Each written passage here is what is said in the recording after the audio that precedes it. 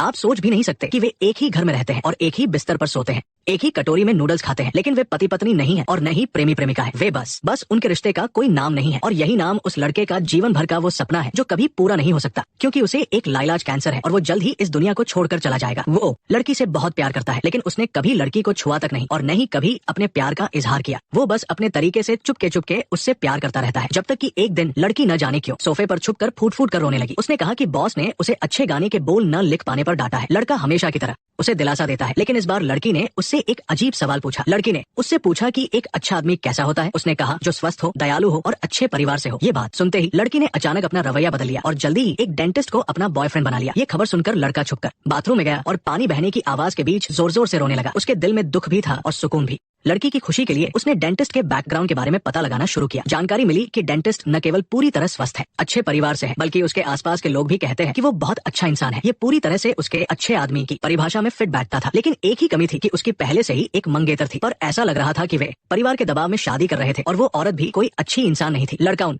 तस्वीरों को लेकर उस औरत के पास गया, इस उम्मीद में कि वो सगाई तोड़ देगी, लेकिन उस औरत ने बिल्कुल भी उसकी बात नहीं मानी और उसे थप्पड़ मार दिए। जब धमकी काम नहीं आई तो उसने उस औरत को एक खत लिखा, जिसमें उसने ईमानदारी से माफी मांगी और कहा कि वो जिस लड़की से बेइंतहा प्यार करता है वो उसके मंगेतर से प्यार करने लगी है। साथ ही उसने अपना मेडिकल सर्टिफिकेट भी लगाया जो बता रहा था कि वो जल्द ही मरने वाला है। उसने उम्मीद जताई कि वो डेंटिस्ट को छोड़ देगी ताकि उसकी प्यार करने वाली लड़की को खुशियां मिल सके। औरत को वो बहुत अलग लगा। एक मरने वाला इंसान जो अपने प्यार के लिए सब कुछ कुर्बान करने को तैयार था। वो तुरंत मान गई, लेकिन एक फोटोग्राफर होने के नाते उसने शर्त रखी कि मरने तक लड़के को उसका मॉडल बनना होगा। वो ये देखने के लिए उत्सुक थी कि एक व्यक्ति जो मरने वाला है लेकिन अपने प्यार को नहीं भूल पा रहा, उसकी तस्वीरें कैसी आएंगी। उसी रात उसने एक डिनर का इंतजाम किया और खुद ही लड़की को डेंटिस्ट के बगल में बैठने को कहा। उन दोनों को हंसते बोलते देखकर वो ऑफिस में काम होने का बहाना बनाकर चला गया ताकि लड़की और डेंटिस्ट को अकेले समय बिताने का मौका मिल सके। लेकिन अपने ही हाथों से अपने प्यार को किसी और के पास भेजना यकीनन बहुत तकलीफ दे रहा होगा। ये सोचते ही लड़के के सिर में फिर से भयंकर दर्द होने लगा। बीमारी के कारण वो सड़क पर गिर पड़ा। वह तुरंत खड़ा हो गया और घबराकर रेस्टोरेंट की तरफ देखने लगा। उसे डर था कि कहीं लड़की को उसकी बीमारी का पता न चल जाए।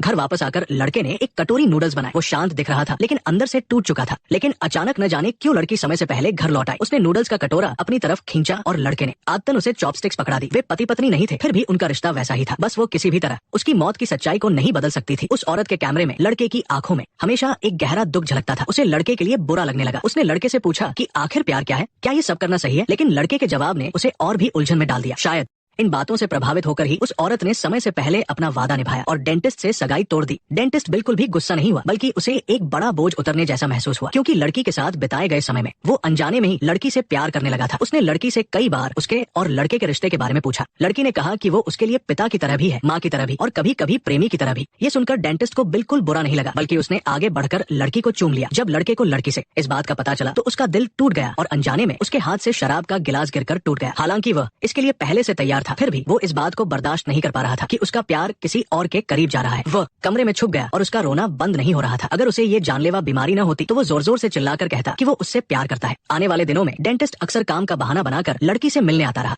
लड़के को हर बार बस एक दर्शक की तरह अपने दिल के टुकड़े होने का दर्द सहना पड़ता। एक दिन बातों बातों में लड़की ने फिर लड़के से एक सवाल पूछा, शादी क्या होती है? टूथपिक की तरह? टूथपिक तो सब एक जैसी होती है, लेकिन वे बहुत सारी होती है। लड़की को इस बात की बहुत उत्सुकता थी कि इसका शादी से क्या लेना देना है। उसने कहा कि जब दो लोग एक साथ होते हैं तो वे टूथब्रश स्टैंड में रखे दो टूथब्रश की तरह होते हैं। इस पर लड़के ने विरोध करते हुए कहा कि जब तक शादी की रस्में पूरी न हो तब तक वो शादी नहीं मानी जाती। ये सुनकर लड़की बहाना बनाकर वहाँ से चली गई और तुरंत डेंटिस्ट के पास पहुँच गई। जल्द ही डेंटिस्ट ने अपनी और लड़की की शादी की खबर दी। वो चाहता था कि लड़का लड़की के साथ जाकर उसकी शादी का जोड़ा पसंद करे, क्योंकि ये लड़की की ख्वाहिश थी। जब आपके दिल का टुकड़ा खूबसूरत सा जोड़ा पहनकर किसी और की बाहों में जाने वाला हो तो लड़का बस अपने आंसू रोक कर कह सका कि वो बहुत अच्छी लग रही है। अचानक लड़की ने जिद पकड़ ली कि वो भी सूट पहने। उसके आगे मजबूर होकर वो भी सूट पहनकर लड़की के साथ खड़ा हो गया और उन्होंने सिर्फ अपनी एक वेडिंग फोटो खिंचवाई। लेकिन जैसे ही उसने दूल्हे का सूट उतारा वो खुद को संभाल नहीं पाया और बिना आवाज किए फूट फूट कर रोने लगा। वो दिल से चाहता था कि वो दूल्हा कोई और नहीं बल्कि वो खुद हो। वो चाहता था कि वक्त हमेशा के लिए वही ठहर जाए ताकि उसे लड़की से हमेशा प्यार करने का पूरा समय मिल सके। उस पल मानो पूरी दुनिया रुक गई थी और उसका दुख काबू से बाहर हो गया। वो उस औरत के पास गया और उससे गुजारिश की कि उसके मरने के बाद वो हर साल उसकी तरफ से लड़की को फूलों का एक गुलदस्ता भेज दिया करे। वो पढ़ाई के लिए विदेश जाने का एक झूठा बहाना बना देगा ताकि लड़की को उस पर कोई शक न हो। अपने सामने खड़े इस आदमी को देखकर जो मरने के बाद भी अपनी प्रेमिका की भावनाओं का ख्याल रख रहा था, वो औरत खुद को रोक नहीं पाई और उसने उसे चूम लिया। घर वापस आने के बाद लड़के ने रोज की तरह लड़की के कमरे का दरवाजा नहीं खटखटाया, बल्कि वो अपने कमरे में छुप गया जैसे उसने सब कुछ खो दिया हो। तभी उसे लड़की का एक मैसेज मिला जिसमें पूछा गया था कि उसने खाना खाया या नहीं। लड़की ने रोजाना की तरह उसके लिए एक साधारण सा रात का खाना तैयार किया था। लड़के ने कई बार मैसेज में आई लव यू टाइप किया, लेकिन आखिर में वो उसे भेज नहीं सका। इस तरह उन्होंने वो दुख भरी और खामोश रात गुजारी। अगले दिन लड़के ने एक बड़े भाई की तरह लड़की को शादी के लिए विदा किया। उसने धीरे से लड़की का हाथ डेंटिस्ट के हाथ में सौंप दिया। जैसे ही वो मुड़ा, लड़का अपने दुख को और छिपा नहीं सका और उसके आंसू छलक पड़े। ये एक दुखद कहानी है, लेकिन कहानी यही खत्म नहीं होती।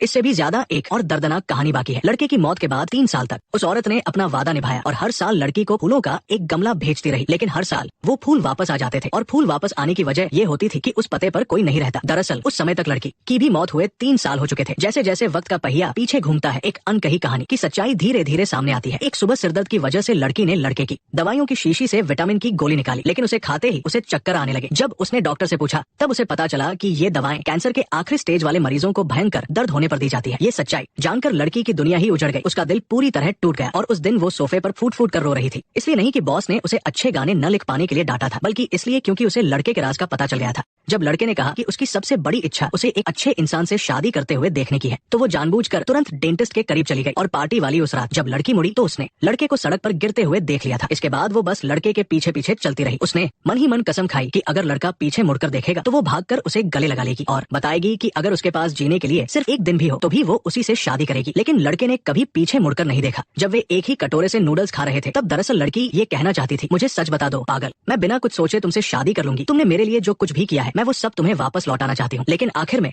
वो कुछ नहीं कह पाई। जिस दिन वे शादी का जोड़ा आजमा रहे थे, उस दिन चेंजिंग रूम में लड़की वो फोटो देखकर खुद को रोने से नहीं रोक पाई। तस्वीर में ही तो उसकी वो शादी थी जो वो हमेशा से चाहती थी, और शादी से एक दिन पहले लड़की भी उसे मैसेज करके बताना चाहती थी कि वो उससे प्यार करती है, लेकिन फिर भी वो हिम्मत नहीं जुटा पाई। उस रात लड़की बिस्तर पर लेटकर रात भर रोती रही। वो जिससे शादी करना चाहती थी वो हमेशा से वो लड़का ही था, कोई और नहीं। जब लड़का उसका हाथ पकड़कर शादी के रेड कारपेट पर चल रहा था तो लड़की के लिए वही उनकी असली शादी थी। उसके चेहरे पर अपार खुशी छलक रही थी, लेकिन अफसोस की वो रास्ता बहुत छोटा था। जब लड़का उसका हाथ डेंटिस्ट को सौंपने लगा तो वो खुद को रोक नहीं पाई और उसने लड़के का हाथ कसकर पकड़ लिया। वो उसे छोड़ना नहीं चाहती थी। जब लड़का मुड़कर जाने लगा तो लड़की की आंखों से भी आंसू बह निकले और लड़के की मौत के बाद उसने भी अपने प्यार की खातिर अपनी जान दे दी। और जहाँ तक उस डेंटिस्ट की बात है, जो शुरू से ही इस कहानी में सिर्फ एक साइड कैरेक्टर था, उसकी कहानी भी उतनी ही दर्दनाक है। जब उसने पहली बार लड़के और लड़की को देखा था तो वे दोनों एक दूसरे के साथ प्यार भरे पल बिता रहे थे। और जिस दिन लड़की शादी का जोड़ा पहन रही थी, उसने खिड़की के बाहर से सब कुछ देख लिया था। वो जानता था कि वे दोनों एक दूसरे से सच्चा प्यार करते हैं, फिर भी उसने बिना कुछ सोचे लड़की से शादी कर ली। ये लड़की के प्रति उसका निस्वार्थ प्यार था। हालांकि उसे शुरू से ही पता था कि लड़की उसके करीब क्यों आई है, लेकिन फिर भी उसे इस बात का कोई पछतावा नहीं था। और लड़की के लिखे गानों में उसने लड़के के प्रति अपने प्यार को बहुत पहले ही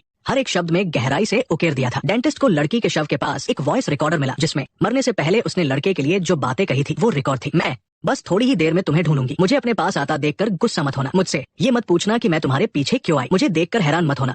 मुझे डांटना मत। मैंने तुम्हें ढूंढने के लिए बहुत कोशिश की है। अगर तुम ऐसा करोगे तो शायद मैं रोने लगूंगी। हम वहाँ जब दोबारा मिलेंगे तो फिर कभी नहीं रोएंगे।